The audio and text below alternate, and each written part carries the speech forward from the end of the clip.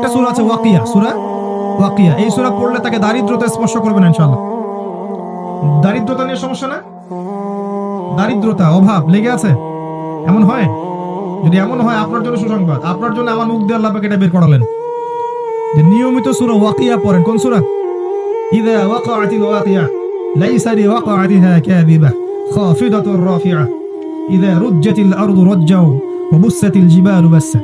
এই সূরা পড়েন, দেখবেন ইনশাআল্লাহ আল্লাহ পাক আপনাকে বরকত দিবেন ইনশাআল্লাহ। একজন সাহাবী ইন্তেকাল করছেন, তার মেয়ে ছিলেন, কয়েকজন মেয়ে ছিলেন, মেয়ে সন্তান, ছেলে নাই।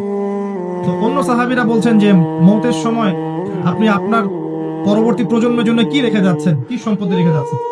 তখন এই সাহাবী বলছেন, যিনি মৃত্যু সজ্জায়, তিনি বলছেন, তোমরা চিন্তা করো না, আমি আমার মেয়েদেরকে সূরা ওয়াকিয়া শিখিয়ে দিয়েছি, ইনশাআল্লাহ তারা দারিদ্র হবে না কখনো, ইনশাআল্লাহ তারা কখনো দরিদ্র হবে না। এই ছিল তাদের তাওয়াক্কুল। এর সাথে আমি আরেকটা সূরার কথা বলবো, সূরা বাকারা। যে সূরা বাকারা নিয়মিত পড়বে, তার রিজিকে হায়াতে বরকত হবে ইনশাআল্লাহ। আল্লাহ পাক আমাদের সবাইকে কোরআনওয়ালা বানিয়ে দিক, সুন্নাহওয়ালা বানিয়ে দিক, আল্লাহুম্মা আমিন। ঘুমান নবী সাল্লাল্লাহু আলাইহি ওয়াসাল্লামের সুন্নাহ মত, ঘুম থেকে ওঠেন তার সুন্নাহ মত, এরপর নামাজে যাবেন তার সুন্নাহ মতো নামাজ পড়েন, 3G 4G 5G নামাজ বাদ দেন। এরপরে আসেন হালাল রিজিকের ব্যাপারে সচেষ্ট হওয়া। আমাদের বেসিক কাজ হালাল রিজিকের ব্যাপারে সচেষ্ট হওয়া। জীবন চলে যাক, আপনি সুদে যায়েন না, ঘুষে যায়েন না, দুর্নীতি করেন না, মানুষের সম্পদ আত্মসাৎ করে খায়। অল্প ছোট্টখাট্ট করে ব্যবসা করেন, ছোটখাটো ব্যবসা করেন, ছোট চাকরি করেন, সরকারি হোক বেসরকারি হোক, চাকরি করেন, ব্যবসা করেন, যেখানে আপনি হালাল খাচ্ছেন, এই হালালের টাকাটুকু দিয়ে ইবাদত করেন, পরিবারটা চালান, ইনশাআল্লাহ দেখবেন আপনার ইবাদতও কবুল হয়ে গেছে, আপনার পরিবারও জান্নাতে যাবে ইনশাআল্লাহ। যখনই এখানে হারাম ঢোকাবেন, আপনার এই ইবাদতগুলো আল্লাহর দরবার পর্যন্ত পৌঁছাবে না।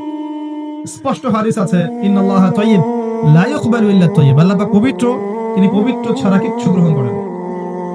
মুসাফির মানুষ যার দোয়া কবুল হয়, হয় না?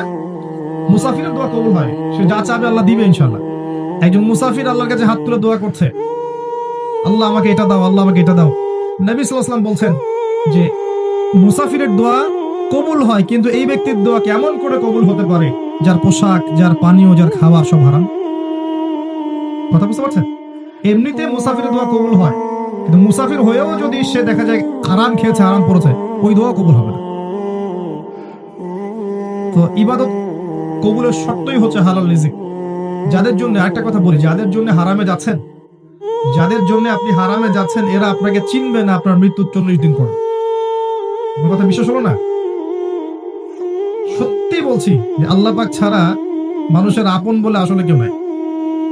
হারে হারে টের পাবেন, জীবন যত আগাবে তত টের পাবেন যে আল্লাহ পাক ছাড়া সত্যিকার অর্থে আমাদের আপন বলে কেউ নেই। আল্লাহ পাক ছাড়া সত্যিকার অর্থেই কেউ আমাদেরকে ভালোবাসে না।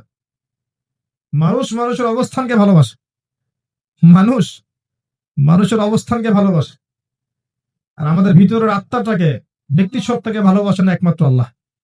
প্রমাণ লাগবে আপনার? আপনি নামাজ পড়েন না, রোজা রাখেন না, যাকাত না, দুনিয়ার নোংরামি করছেন, অশ্লীল কাজে লিপ্ত আছেন, আল্লাহর হুকুম আহকামের অবাধ্য হচ্ছেন, এখনো আল্লাহ পাক আপনাকে টিকিয়ে রেখেছেন, এখনো আল্লাহ আপনাকে খাওয়াচ্ছেন, পড়াচ্ছেন, পানীয় দিচ্ছেন, শ্বাস নেওয়ার অক্সিজেন দিচ্ছেন, বাড়ি দিয়েছেন, গাড়ি দিয়েছেন, সব দিয়ে রেখেছেন। যদি কেউ আমার অবাধ্য হতো, আমি কি তাকে এত কিছু দিতাম?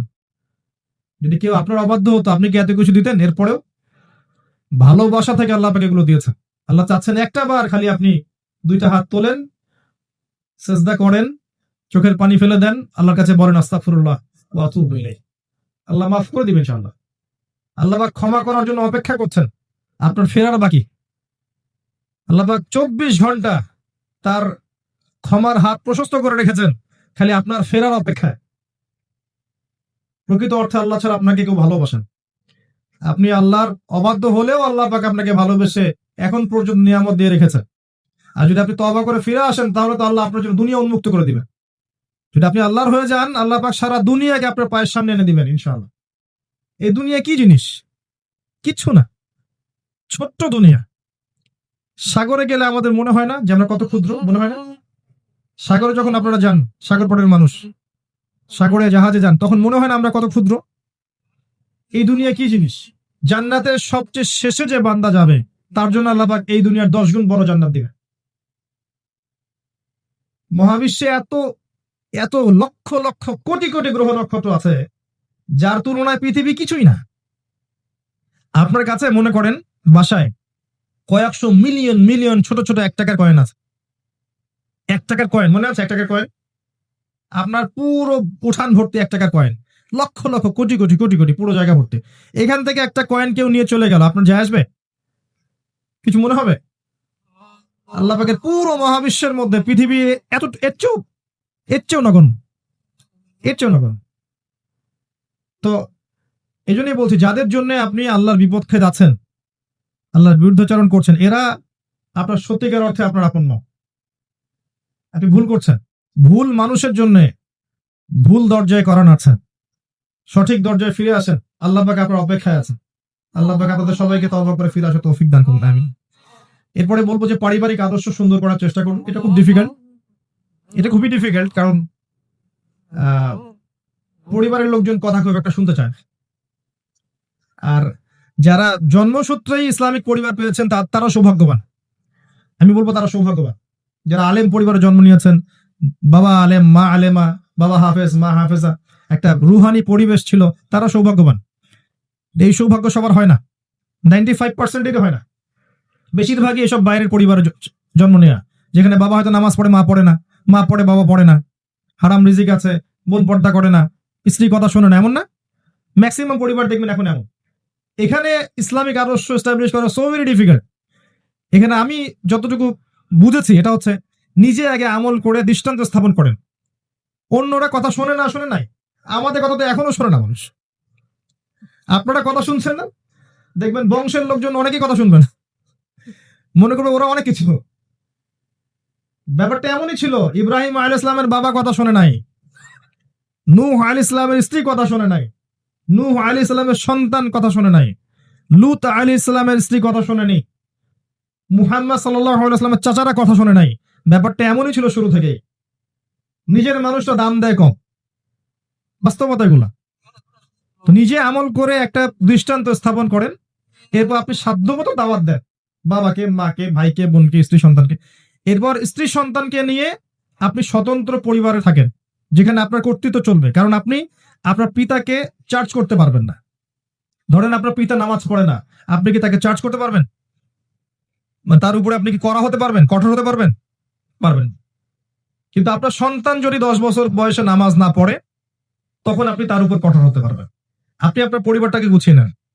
এরপরেও যদি দেখেন দীর্ঘদিন ধরে আপনি দাওয়াত দিতেই আছেন, ইসলাম সংশোধন করার চেষ্টা করতেই আছেন, কিছুতেই কোনো কাজ হচ্ছে না, একা একা পরকালের ফিকির করেন, একাই থাকেন, পরকালের ফিকির করেন, এছাড়া কোনো গতি থাকবে না।